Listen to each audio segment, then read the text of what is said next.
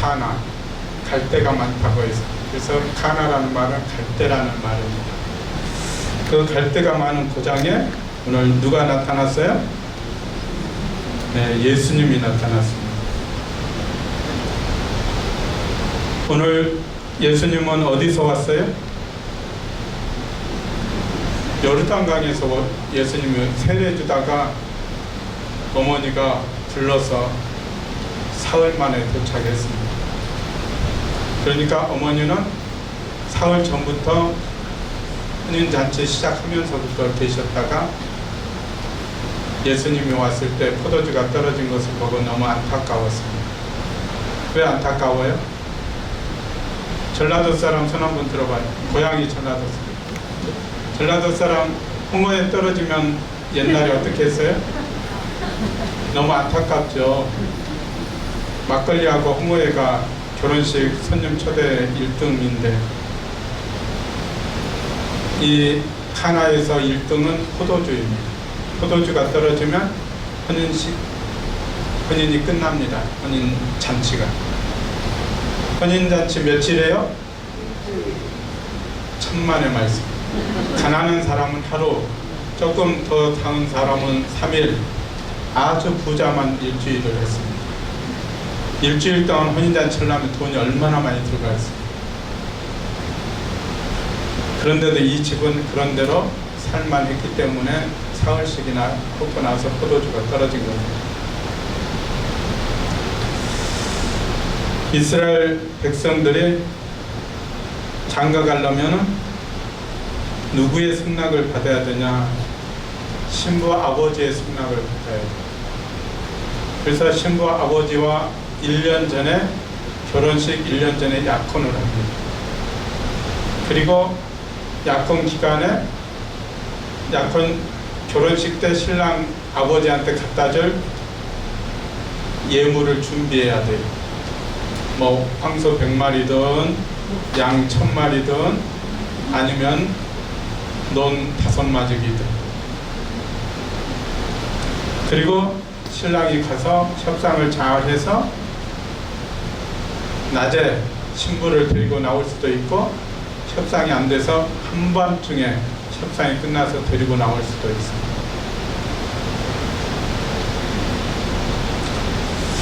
그렇게 신부를 데리고 나오면 그때 신랑의 친구와 신부의 친구들이 나와서 신랑과 신부를 가운데 두고 신랑의 집으로 갑니다. 신랑의 집으로 가면 신랑의 부모님이 한 말씀 합니다. 앞으로 야훼 하나님을 잘 섬기고 자식도 많이 낳고 복을 빌어줘요. 그런 다음에 어디로 가? 신방으로, 그때서 신방으로 갑니다. 신방으로 가면 친구들과 이 잔치에 오신 사람들이 잔치를 시작합니다. 오늘은 벌써 잔치 시작한 지 며칠 됐어요?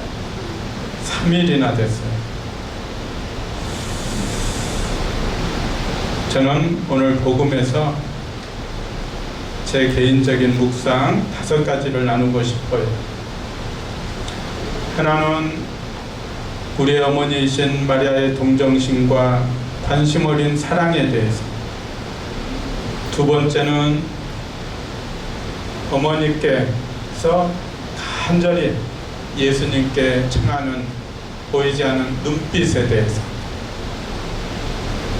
세 번째는 아들 예수님께 대한 지극한 어머니의 믿음에 대해서, 네 번째는 하인들에게 하신 마리아의 명령에 대해서, 그리고 마지막으로 하인들의 손명에 대해서 좀 나누고 싶습니다.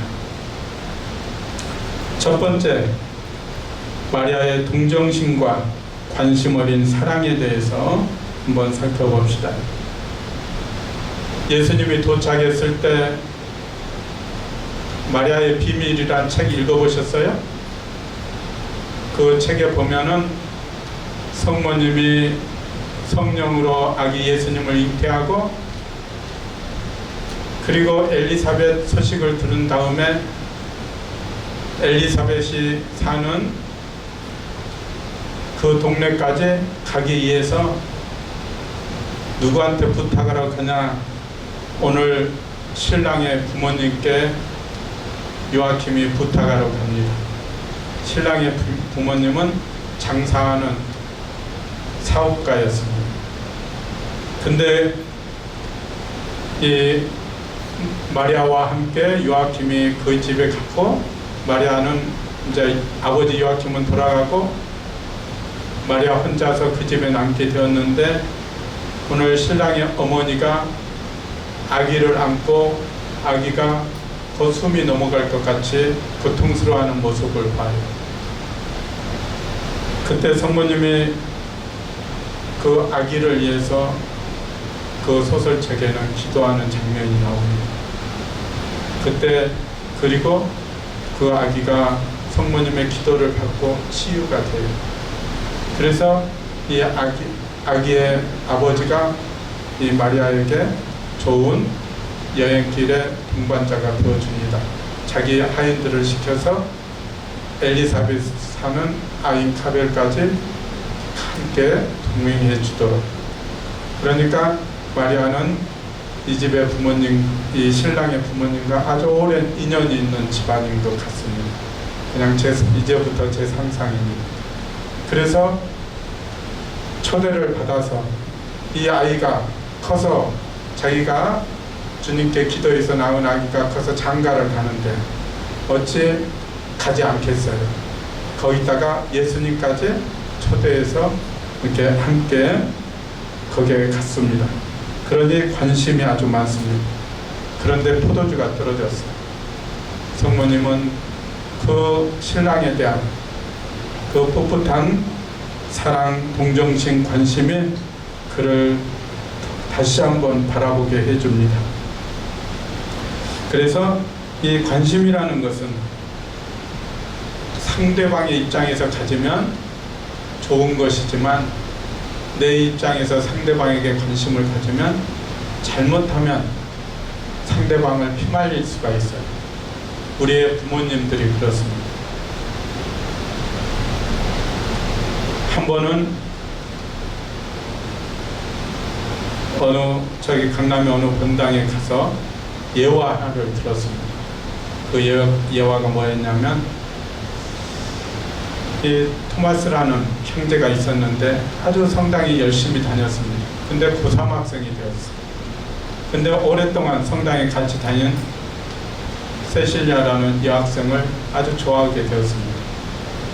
책만 넘기면 누구 얼굴이 떠올랐냐? 세실리아 얼굴이 떠올랐습니다. 그래서 공부가 안 돼. 그래서 이거 뭔가 해결을 해야 돼. 고3인데. 그래서 첫 번째는 보좌 신부님 생각했고, 야, 그러다가 보좌 신부님이 장난치려고 날 놀리려고 애들한테 얘기하면 어떡해. 그래서 못했어요. 다음에 전래 수녀님한테 얘기할까 하다가 또 똑같은 생각이 들어서 어머니한테 해야지. 그래서 어머니한테 다짐을 받았습니다. 지금부터 하는 제 얘기 절대로 아버지한테 하지 마세요.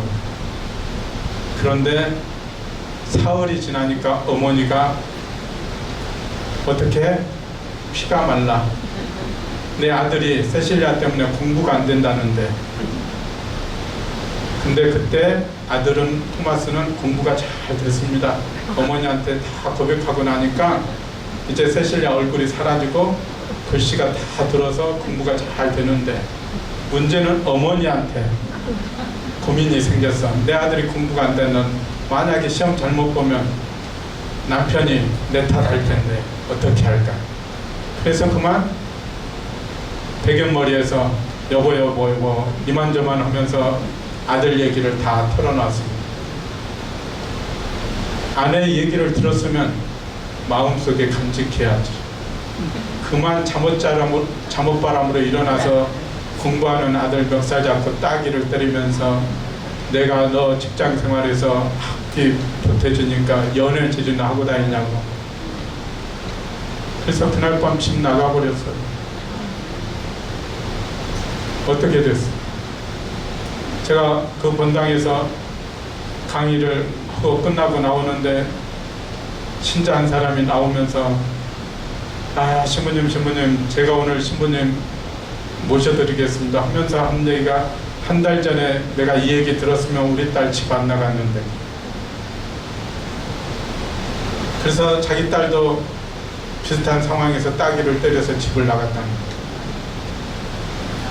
우리는 아들의 입장에서 딸의 입장에서 생각했으면 우리는 성장하도록 잘 도와줘야 돼. 틀림없이 도와줬을 거예요. 그런데 어머니의 입장에서, 아버지의 입장에서만 아들을 생각했기 때문에 전혀 도와주지 못하고 세상 밖으로 내쫓았습니다.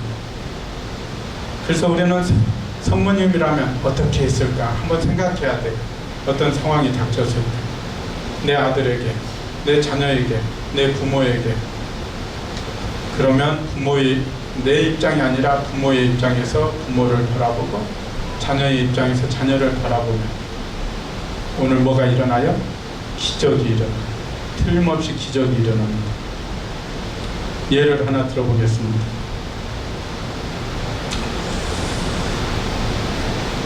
이것은 서울대 어느 교수님이 직접 들려준 얘기니까 실화일 거라고 저는 생각합니다.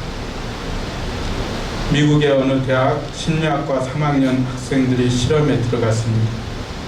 그 실험의 내용은 다음과 같은 것이었습니다. 그 학교에서 가장 뚱뚱하고 못생긴 여학생을 찾아서 심리학과 남학생 30명이 돌아가면서 데이트 신청을 하는 것이었습니다. 그래서 아주 작은 그녀의 좋은 점 하나만 발견해도 그걸 가지고 칭찬을 해주면서 데이트 신청을 하는데 일주일 동안 아무도 데이트 신청 성공을 못했습니다. 왜? 그 여학생이 저놈들은 나한테 관심도 없지 갑자기 몇 놈들이 갑자기 관심 가지니까 화가 났습니다. 자기를 놀린다고 생각하고. 그런데 일주일이 지나면서 그 남학생들의 표정을 보니까 진심이었습니다. 그리고 꼭 자기 입장에서 말을 하는 것이었습니다. 그래서 그때부터 그 여학생이 그 여학생은 공부 잘해서 직장에 다니는 것이었어요. 그러니까 먹는 거하고 공부 열심히 하는 거 두 가지밖에 없었는데 이제 한 가지가 늘었어요. 뭐가 늘어요? 데이트하는 거.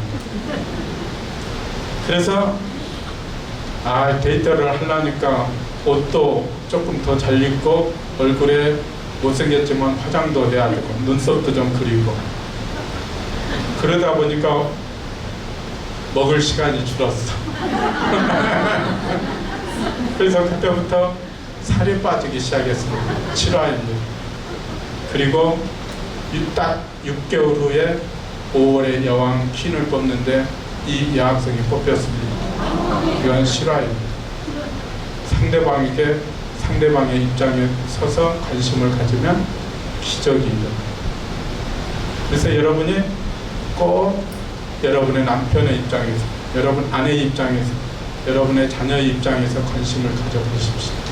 틀림없이 오늘 성모님이 여러분에게 보여주신 이 말씀을 체험하게 될 겁니다. 두 번째, 어머니의 간절한 청원을 한번 바라봅시다. 성모님이 물로 포도주 만들어서 기적을 베풀어 달라고 했어요? 안 했어요? 안 했어요. 어디가 있어요? 성서에 그런 말 없는데. 성모님 뭐라 하겠어요? 포도주가 없구나. 그 말밖에 안 했어요. 포도주가 없구나. 예수님이 뭐라 하게요? 여인이시여 저에게 무엇을 바라십니까? 아직 저의 때가 오지 않았습니다. 그러니까 예수님은 성모님이 물로 포도주 만들어 달라고 요청도 안 했는데 이미 알고 계셔요. 어머니의 마음을. 그래서 또 성모님도 아들 예수님의 마음을 알고 계시다. 내 청을 들어주실 거야. 그래서 일꾼들에게 말합니다. 뭐라고 했어요? 무엇이든지 그가 시키는 대로 하여라. 그가 시키는 대로 하여라. 이 말씀은 저희 마리아 수도의 모토입니다. 저희 창립자 신부님이 샤미나드 신부님이신데 이 말씀을 무지무지 좋아하셨어요. 무엇이든지 예수님이 시키는 대로 하여라. 성모님의 간절한 청원을 예수님은 거절을 못 하시는 것 같아요. 예를 하나 들어보겠습니다. 독일에 이 중풍, 온몸이 마비된 한 소녀가 있었습니다. 그 소녀의 꿈은 루르드 성모님을 만나는 것이었어요. 아버지는 광부였는데 그만 젊어서 돌아가셔요. 그러니까 아버지가 돌아가시자 어머니가 이 딸, 팔다리를 못 쓰는, 손발을 못 쓰는 딸을 부양하니까 얼마나 힘들겠어요. 그래서 집을 팔고 조그만 전셋집에 살다가 또 월세를 살기 시작해요. 의사들 6명을 만났는데 모든 의사들이 난치병으로 도저히 고칠 수 없다고 했습니다. 그 마을 사람들이 10년간 그렇게 바보처럼 누워있는 그 중풍병자를 루르드로 데리고 가기 위해서 모금을 했습니다. 그 동네도 가난했어요. 그래서 모금한 돈으로 소녀가 기차를 타고 갔다 여관비까지 할 수 있는 돈을 모금했고 누군가 한 사람 이 소녀를 데리고 가야 됐어요. 그런데 그곳에 의사 선생님이 내가 루르드까지 모시고 데리고 갔다 오겠다. 내 경비는 내 부담으로 하겠다 했습니다. 그래서 2주 동안 이 루르드 기차를 타고 가게 되었습니다. 그 소녀는 계속해서 누워서 할 수 있는 게 묵주기도밖에 못했습니다. 그래서 묵주기도를 계속 바치는 거기에 도착해서 매일 거기에 루르드 가보신 분? 물속에 들어갔다 나왔어요? 네. 그래서 매일 이 환자들은 물속에 한 번씩 들어갔다 나오게 되어 있습니다. 저는 거기에 3일 동안 머물렀는데 한 번밖에 못 들어갔어요. 그래서 마지막 낫지 않았어요. 그때 막 후회가 됐습니다. 내가 차라리 어머니하고 있다가 그곳에서 죽었으면 그 생각이 막 드니까 그때부터 막 사탄이 와서 속삭여요. 야, 네가 아무리 로사리오를 이렇게 바치고 성모님한테 도움을 청해봐야 헛것이야 헛것. 별 수 없어. 너 낫지 않아. 계속 그 소리가 들려왔습니다. 그때 이 환자는 더 열심히 로사리오 기도를 바치면서 성모님의 도움을 간구하기 시작했습니다. 그러자 사탄이 물러가고 그 소녀는 목이 말랐습니다. 그래서 봉사자들이 옆에 없었는데 목이 말라서 옆에 세우던 물병을 짚고 싶었는데 손이 들고 들어져야 물병을 짚는데 자기도 모르게 손을 뻗쳤는데 뻗쳐서였습니다. 그거 물병을 잡았습니다. 한 번도 자기 손으로 물병을 잡고 물을 못 마셨는데 처음으로 10년 만에 처음으로 물을 마셨습니다. 그리고 옷을 갈아입고 싶어서 내려오는데 정말로 침대에서 내려왔습니다. 자기 혼자 한 번도 일어나 서보지 10년 동안 서보지 못했는데 그날 그녀는 섰습니다. 그리고 그녀는 무릎을 꿇었습니다. 10년 동안 혼자서 한 번도 무릎을 꿇어보지 못했습니다. 그녀는 목이 터져라 큰 소리로 기도했습니다. 오 인자하시고 자비로우시며 사랑스러우신 성모 마리아님, 한번 따라해 보십시오. 오 인자하시고 자비로우시며 사랑스러우신 성모 마리아님. 그래서 여러분이 성모님을 통해서 예수님께 간구하는 것은 가장 좋은 기도 중에 하나가 틀림없습니다. 지금까지 성서에 기록된 기적보다 루르드나 성모님을 통해서 일어난 기적이 훨씬 많습니다. 물론 기록되지 않은 내용은 훨씬 많겠죠. 성서 복음사가들이 예수님이 하신 모든 것을 다 기록하려면 기록할 수도 없다고 했을 정도니까. 그러나 기록된 것만 보면 현재까지 루르드를 통해서 또 많은 성모 성지를 통해서 일어난 기적이 훨씬 많습니다. 그래서 여러분은 오늘 첫토요 신심에 오신 것, 또 성모님께 기도를 도움을 청하는 기도를 하는 것, 배우는 것은 정말 좋은 일이라고 생각합니다. 예수님은 당신이 전능하신 하느님의 권능을 누구를 통해서 처음 사용하냐? 마리아를 통해서 처음 사용하십니다. 누구를 위해서? 어머니를 위해서. 신랑 신부를 위해서가 아닙니다. 어머니를 위해서 신랑 신부에게 도움이 되는 물로서 포도주를 만들어주시는 그 기적을 행하십니다. 이것은 오늘날 무신론 과학자들이 아무리 해결하고 싶어도 해결할 수 없는 것들입니다. 오늘 엄청 많습니다. 학교에서도 다 진화론만, 무신론적 진화론만 강조합니다.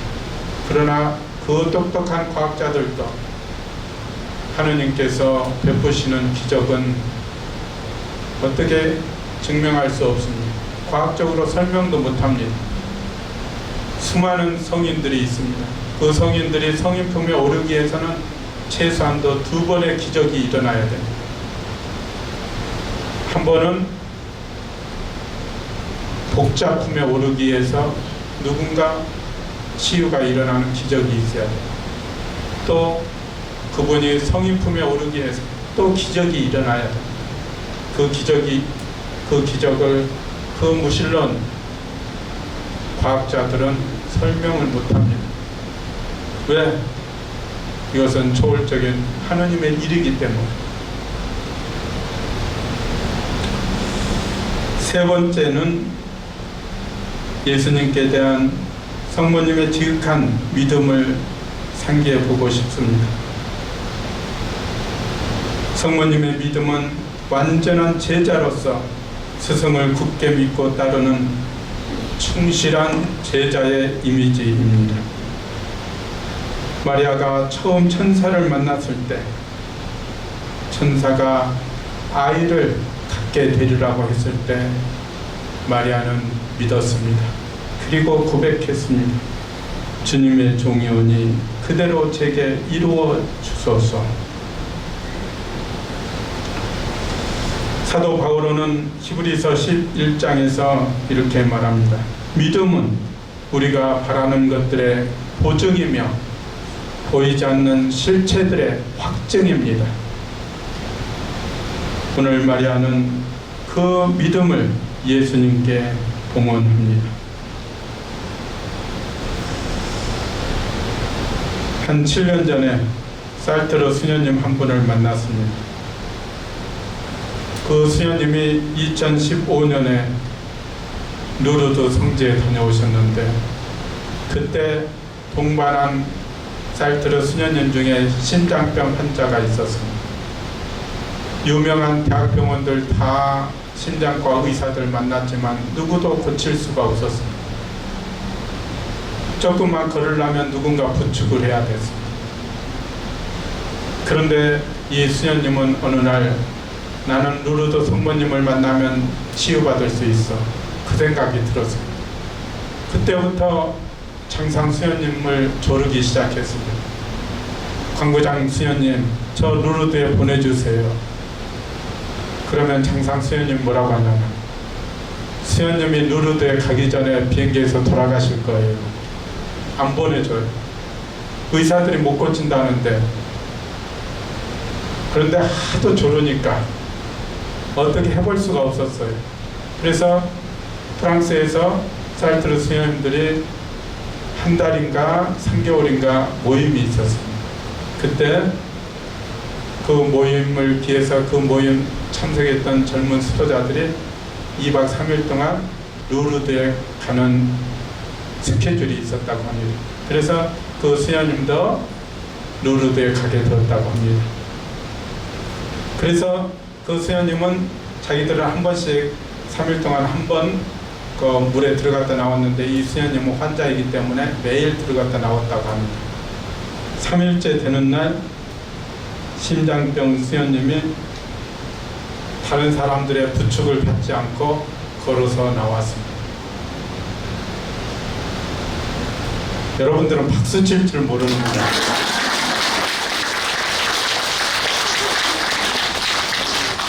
거기에 있던 수녀님들 중에 나는 이 모임이 끝나면 수녀원을 떠나야지, 그 수녀님들이 여러 명이 있었다고 합니다. 자기는 정말로 하느님이 계신지 알 수가 없다. 나는 이제 더 이상 수도 생활할 수 없어. 나는 이제 수도원을 떠날 거야. 그런데 이 할머니 수녀님이, 심장병 환자가 양쪽에서 두 사람이 부축하지 않으면 계단도 앞으로 똑바로 걷기도 힘든데 그만 걸어 나와 버렸습니다. 그러니까 거기에 있던 모든 수녀님들이 나는 다시는 수녀원 떠나지 않을 거야. 그래서 모두가 다 새롭게 갱신하고 결심을 하고 각 나라로 돌아갔다고 합니다. 이것이 하느님의 일인 것 같아요.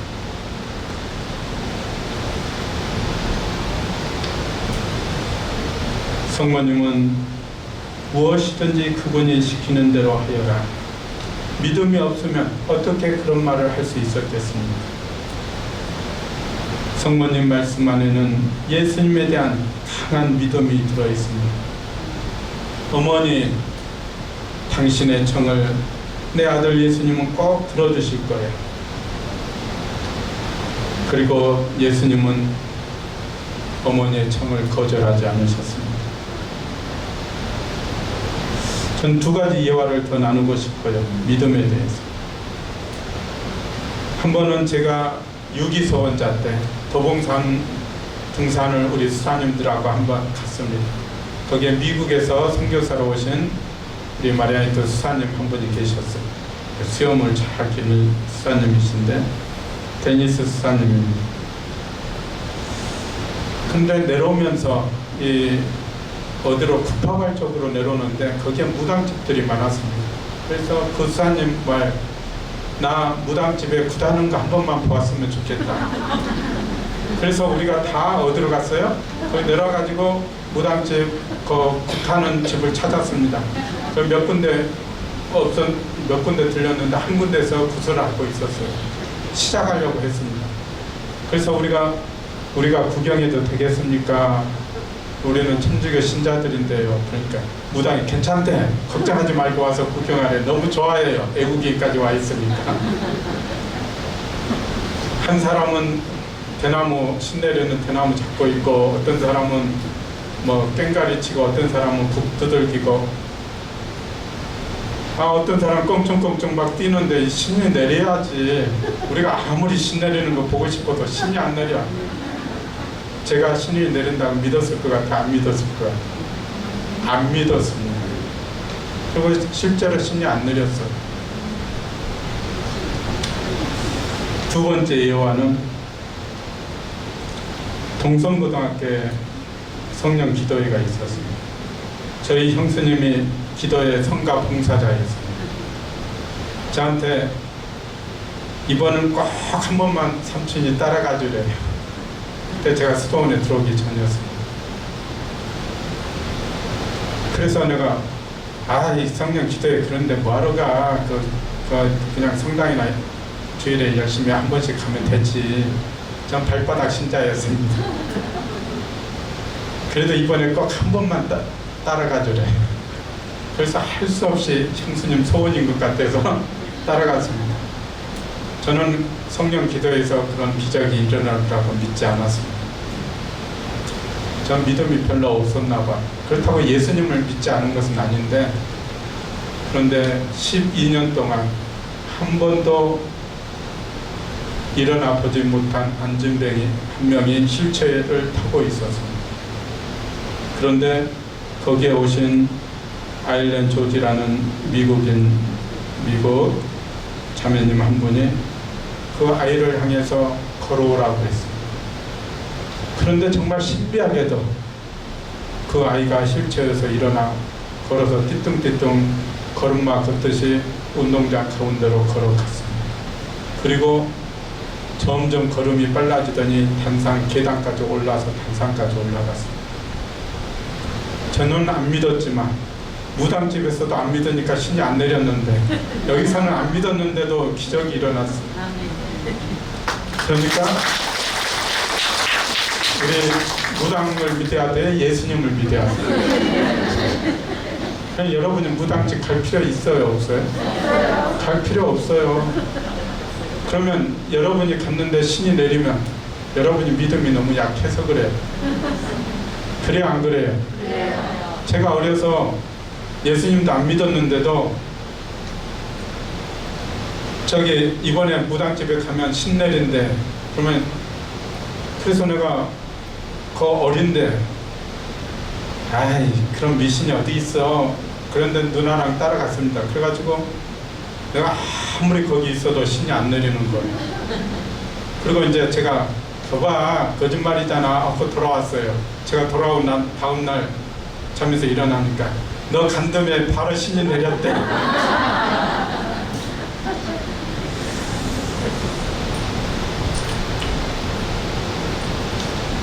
예수님은 너희가 믿는 대로 되어라 라고 말씀하십니다. 가파르나움에 해당장인 야이르의 딸을 살리고 예수님이 길을 가는데 눈먼 두 사람이 찾아옵니다. 그리고 막 큰 소리로 다윗의 자손인 예수님 저희에게 자비를 베풀어 주십시오. 예수님이 그들을 보면서 내가 그런 일을 할 수 있다고 너희는 믿느냐? 그들이 예 주님. 예수님은 말씀하십니다. 너희가 믿는 대로 되어라. 오늘 혼인잔치에서 사흘이 지나서 도착한 그곳에는 포도주가 떨어졌습니다. 그리고 성모님이 예수님께 포도주가 없구나 말합니다. 그리고 어머니는 하인들에게 무엇이든지 그가 시키는 대로 하여라 이렇게 명령합니다. 성모님이 명령하는 거 어디 있어요? 명령하는 거 별로 없습니다. 그런데 오늘 하인들에게 명령합니다. 무엇이든지 그분이 시키는 대로 하여라.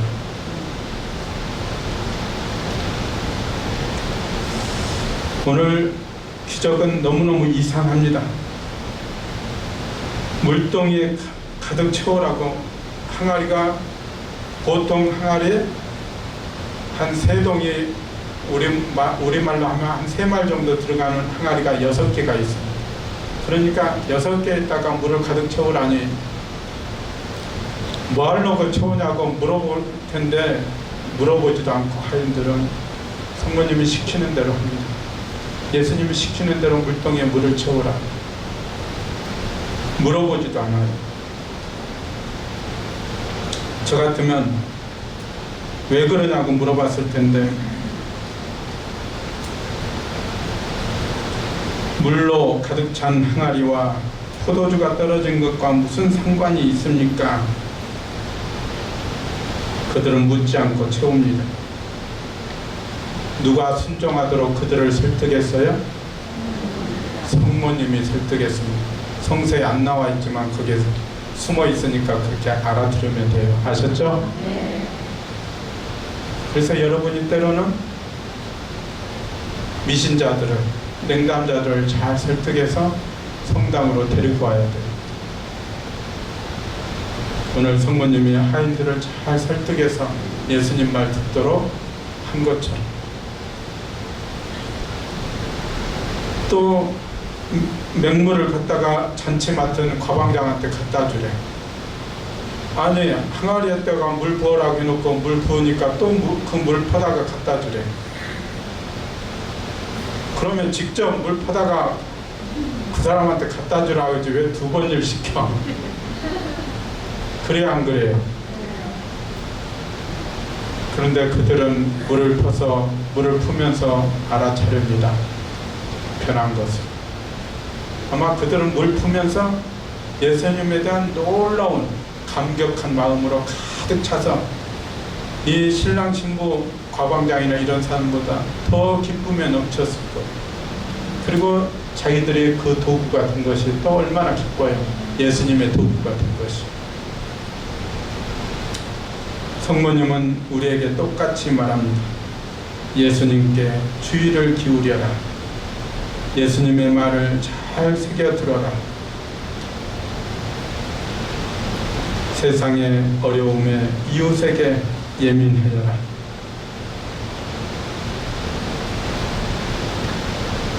제가 너무 길게 하나요? 조금 더 해도 돼요? 조금 더 해보겠습니다. 하인들의 순명에 대해서 한번 보겠습니다. 먼저 성모님의 순명하는 모습을 봅시다. 누가복음 1장에 보면 천사가 말합니다. 은총이 가득하니여 기뻐하여라. 주님께서 너와 함께 계시다.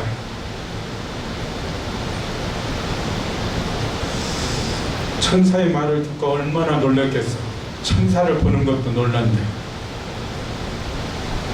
그래서 이 말이 뭔가 하고 생각합니다. 그러자 천사가 또 말합니다. 두려워하지 마라 마리아야. 너는 하느님의 총애를 받았다. 이제 네가 잉태하여 아들을 낳을 터이니 그 이름을 예수라 하여라. 남자도 알지 못하는데 쓰잘데기 없는 생각한다고 아마 틀림없이 했을 것 같아. 얼마나 당혹스럽겠어. 근데 천사가 이렇게 말합니다. 성령께서 너에게 내려오시고 지극히 높으신 분의 힘이 너를 덮을 것이다.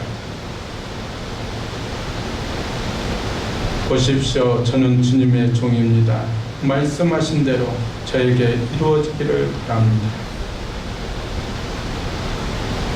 이렇게 소녀가 하느님의 말씀에 순종하듯이 그 순종하는 마음으로 하인들에게 무엇이든지 그분이 시키는 대로 하라고 명령하자 하인들은 그 명령에 순종합니다. 이 순종이야말로 우리는 더 높은 완덕의 하나라고 생각합니다. 이 순종은 겸손에 속하는 완덕입니다. 그래서 아주 높은 순명이라고 할 수 있습니다.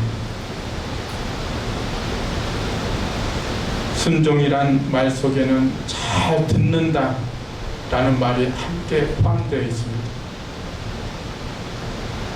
샤마 이스라엘, 이스라엘에 들어라. 이 말은 이스라엘아 순종해라 라는 말과 같습니다. 인간은 부름소리를 듣고 거기에 순종합니다. 우리는 자주 그 부름소리를 듣는데 그것이 바로 우리의 양심을 이끌어냅니다. 11세기 바바리아의 왕 헨리 3세 이야기 하나 나누고 싶어요. 오랫동안 어려서부터 궁전에서 살았기 때문에 이제 실증이 났습니다. 온갖 압박감도 실증이 났어요. 그렇다고 부하들이 말 잘 듣느냐? 꼭 그것만은 아니에요. 꼭 말대꾸를 하고 또 따지고. 그런데 수도원의 수도자들은 원장한테 무조건 순명한데 오늘날은 무조건 순명하지 않습니다. 그 소리를 듣고 나도 수도자가 되어서 살아야 되겠다. 그래서 수도원 원장을 찾아가서 말했습니다. 그러자 수도원 원장이 폐하 수도원에서 산다는 것은 숙명한다는 것과 똑같습니다. 폐하께는 그것이 지극히 어려울 것입니다. 나도 알고 있어. 나의 남은 여생을 당신처럼 주님께 순종하며 살고 싶소. 왕이 아주 진지하게 말했어요. 그래서 한번 물어봤습니다. 실험 삼아서. 그렇다면 한 말씀 드리겠습니다. 순명하시겠습니까? 그러자 왕이 예 원장님께 순명하겠습니다. 원장이 뭐라고 했냐? 폐하 그러시다면 왕자로 돌아가서 예수님이 사신 것처럼 사십시오. 그 말을 듣고 가만히 생각하고 있는데 이야기를 덧붙였습니다. 예수님은 섬김을 받기를 원하지 않고 섬기기를 원하셨습니다. 폐하께서도 백성에게 그렇게 예수님처럼 사십시오. 이제 순명해야 되잖아요. 순명하겠다고 했으니까. 그래서 왕이 한참을 눈 감고 생각하더니 지그시 미소를 짓고 궁궐로 돌아갔습니다. 그리고 왕이 죽었을 때 온 백성이 하느님께 순종하며 선정을 베푼 왕의 죽음을 슬퍼했다고 합니다. 그래서 이 왕이 예수님 말씀의 가르침에 순종하면서 그 수도원 원장의 말에 순종했기 때문에 그는 거룩한 죽음을 맞이할 수 있었습니다.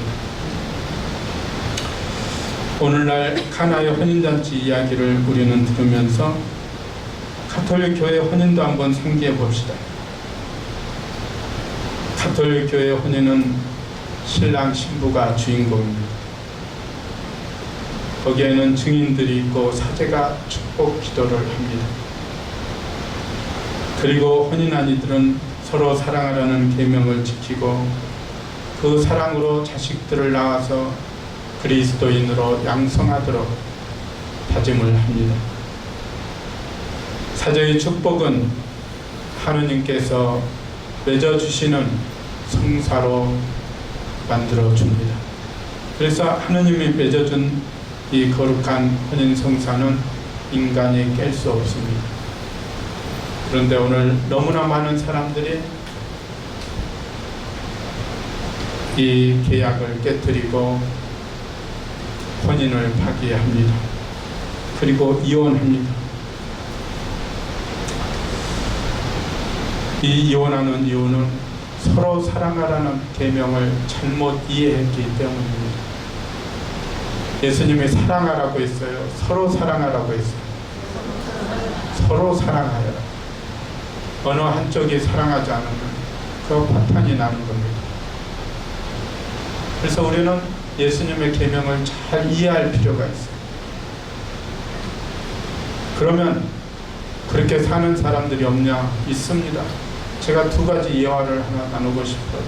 오늘 마지막 나눔으로 한 분은 카이스트 교수님이었고 그 부인은 또 어느 대학 미대 교수였습니다. 근데 이 교수님이 머리가 너무 이상해서 병원에 갔는데 뇌출혈로 수술을 받아야 했습니다. 그래서 수술을 잘 받았는데 그 대학병원에서 문제가 없다고 했는데 계속해서 어지럽고 쓰러질 것 같아서 동료 교수들이 다른 대학병원에 한번 가서 재검을 해봐라 했습니다. 그래서 다른 대학병원으로 한번 가서 다시 재검을 했는데 그곳의 의사는 뭐라 했냐, 너무 늦게 오셨습니다. 그러면 앞으로 어떻게 되겠습니까? 많이 살면 6개월이고 짧으면 3개월 더 살 수 있습니다. 무슨 방법이 없습니까? 저희로서는 어떻게 할 수 없습니다. 그런데 제가 미국의 버지니아 대학에서 공부를 했는데 원하시면 제가 소개서를 써드리겠습니다. 그래서 미국의 버지니아 대학 의대에 가서 검사를 했는데 여기 대학병원하고 똑같았습니다. 결과가 많이 살면 6개월, 짧으면 3개월이었습니다. 그래도 한국에서 오셨으니 여기서 치료를 받겠다면 저희는 최선을 다하겠습니다. 그 부인은 남편의 적어도 자기는 연금을 받을 수 있는 나이였기 때문에 연금을 받아도 되는데 의료비가 모자랄까 봐서 자기 퇴직금으로, 남편도 퇴직금으로 다 받아가지고 치료받기 시작했습니다. 운 좋게 아내 대리사에 최선을 다해서 도와준 덕분에 그곳에서 치료가 됐습니다. 문제는 이제 밥 먹고 살 일이 걱정입니다. 아내가 한국에서는 대학 교수였지만 미국에서는 자리가 없었습니다. 그런데 남자가 잘 치료는 됐지만 그래도 힘에 부치는데 이제 일자리를 구해야 됐습니다. 워싱턴대 공학부에서 정교수 자리를 주기로 해서 그곳에서 대학 교수로, 아내는 남편의 운전기사로 10년째, 지금 10년도 넘었네, 살고 계십니다. 이것은 서로 사랑하라는 계명을 지키는 겁니다. 남편은 아내를, 아내는 남편을. 오늘날 누구 한쪽이 부실하면 이혼하고 가는 사람들이 더 많이 있습니다. 실제로 미국에서 있었던 일. 안젤라라는 자매님이 말기 유방암 환자로 그 당시에는 의사가 더 이상 치료할 수 없다고 죽음의 선고를 내렸는데 남편이 그만 이혼하자 했습니다. 그 아내를 버리고 이혼했습니다. 그 말기암 환자를. 그 자전거 타는 것이 그녀의 습관이었습니다. 그래서 매일 그녀는 상상의 기도를 하기 시작했어요. 산 언덕 위에 올라가서 떠오르는 태양을 보면서 나에게 하느님 성령을 보내주십시오. 저 햇살처럼 성령의 이세가 내 안에 와서 제 암세포를 다 쪼아먹어주세요. 매일 해 뜨는 아침마다 가서 기도를 했습니다. 그리고 3주가 지났는데 자기는 자전거를 타고 그 언덕을 올라가지 못했는데 3주째 언덕에 올라가 있었어요. 너무너무 놀랐어요. 그래서 주님께서 성령을 보내주셔서 내 암세포를 정말로 다 녹여주셨구나, 쪼아먹어 주셨구나. 그래서 병원에 갔습니다. 의사가 제거하자고 하니까 놀랐어요. 제 죽을 때가 가까웠는데 제거하자고. 그래서 제거를 했는데 100% 완치였습니다. 그래서 이것은 미국의 의학 학회지에 실렸습니다. 상상의 기도가 주는 것에 대해서. 그래서 저는 여러분들이 때로는 상상의 기도도 하십시오. 성령께서 여러분 상상으로 나에게 예수님이 성령을 보내주셔서 나를 어루만져 주시고 치유해 주신다. 그래서 주님께서 하시는 일은 우리가 알 수 없어요. 저는 간도 안 좋고 그래도 제가 살 만큼 다 견디게 해주십니다. 고혈압도 있고 또 당뇨도 있습니다. 의사 선생님이 당뇨약 먹으라는데 한동안 안 먹었더니 여의도 성모병원 의사 선생님이 자기한테 오지 말래, 약 안 먹으면. 그래서 이제 아침 저녁으로 약을 먹습니다. 예수님이 다 살려주지 않아요. 사도 바울도 맨날 아프다 해도 예수님이 안 살려줬습니다. 그래서 여러분이 아프다고 여러분 안 살려준다고 너무 예수님 탓하지 마세요.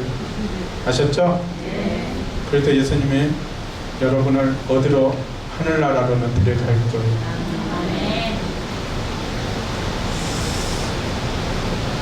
오늘 주님께서 또 여러분과 여러분의 가정에 필요한 은총과 축복과 평화를 주시길 빕니다. 아멘.